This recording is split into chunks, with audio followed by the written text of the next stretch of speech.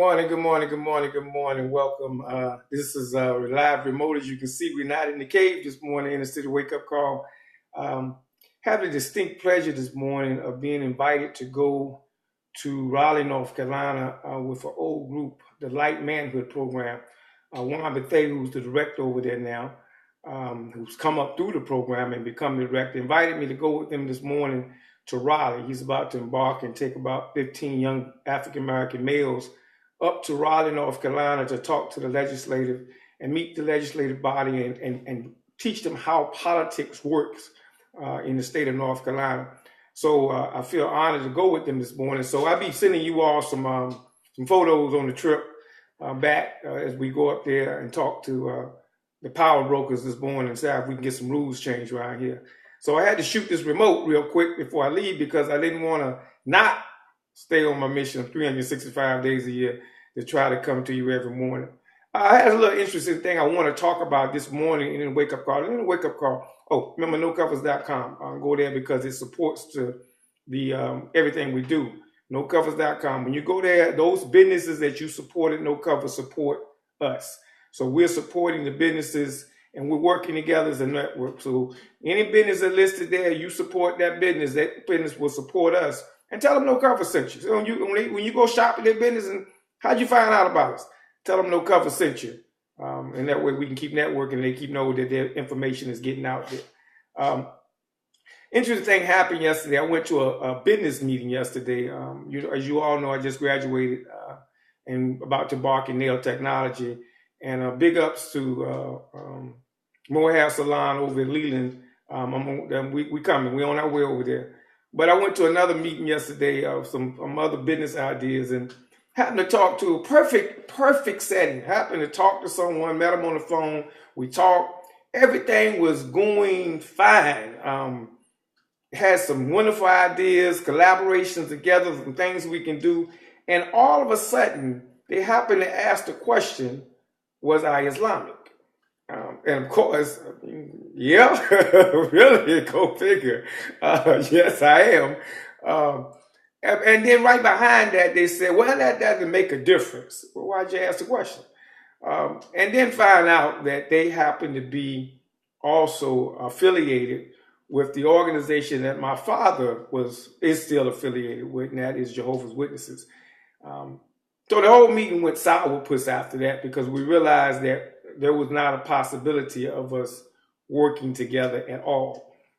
I share that because I still find in 2016, having gone through this whole process myself with religion and having gone, I posted something this morning and something I realized in 2002 because I didn't want to be like my father. In 2002, I realized that the biggest problem with black folks, and Malcolm said it in 64, the biggest problem with black folks is that at the end of the day, when we're talking to people and we're talking about uniting, at the end of the day, each political body, each religious body, each social body, at the end of the day, they're trying to convince you to come their way. I don't care what it is. And that's our problem. If I'm over here in 5 Links and you over here in Amway, instead of us networking together, because we're working for somebody else anyway, we will try to convince each other that our brand is better. And eventually what's in the back of my mind, if I could just get this guy over here with me. It's in the church too. You go to this, you go to visit church, you're just visiting now. You go to another mosque, you're just visiting another mosque or church. Just visiting, having fellowship, let's get together. In the back of the mind though, as we're talking, in the back of our mind, if I could just get him over here with us, if I could just get her over here with me, if I could just no, that's our problem. And that's the difference because the other races don't think that way. They don't operate that way. We are the only ones that operate under that paradigm. The paradigm that we're not going to move the car until everybody gets in the same car. Well, believe it, we're in the same car. It's called black. BLACK. We're in the same car. It's called Black in America. That's the car we're in. But we're trying to get everybody in our different car. in our car that we're driving and trying to steer them in the highway. No, in 2002, I realized that. I said, 2002, I started walking. Then I started running, and our next stop is flying. We're not trying to get you to join no covers. It's a network. We're trying to network ideas together. We're trying to move together. We're trying to grow together. It's a network. We're not trying to get you to join or join nothing. No. I'm not trying to get you to think like I think. I'm not trying to get you to wear a kufi or pray the way I pray. We're trying to network ideas so we can get our community in a better state, in a better position. Any church, any organization, any political group, anybody come together to formulate a plan, an agenda to move our people forward. Because as long as we keep waiting, you got a 1,000-member church, but you're waiting for another 2,000 to come so you can be a mega church. Then what you gonna wait for another 5,000 and 10,000 and 20,000? What you gonna do with the people? You get 100,000 people. What you gonna do? You gonna wait for the other people to come? You're still waiting for people to come to do what? No, we have to work where we at together simultaneously, and that way we can move forward.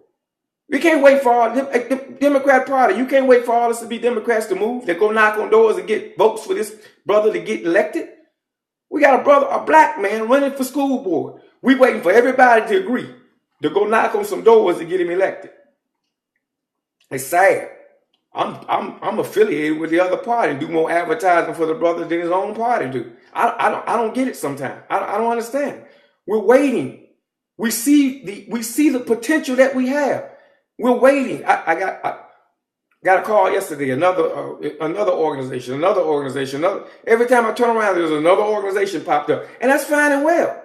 Can we all get together and save these children, save these companies, save these human lives that's out here? Can we get together and work together and move the plan forward for our people? Because if we keep waiting for everybody to get in that same car, I sat there yesterday and I said to myself, how sad. It's two people with two minds, brilliant, can work together that can produce income not only for ourselves, but probably 10 more people within 2 years. We could get 10 more people employed within 2 years with our minds working together. But because of an ideology, because of a religious belief that's different from mine or different from hers, we can't get together because we got Big Brother over our shoulders saying, don't you get with him. Don't you get with that. But they getting together all day long in the boardrooms of America, keeping us out. They meeting all day long, regardless of what their philosophies are. They meeting all day long to keep building more prisons, meeting all day long to keep building more infrastructure, to keep us locked in, to keep taking up our community, to build, getting more real estate within our community, building more Krogers, building more Farmers, building more Wilsons, building more Walmarts. You see how they progress?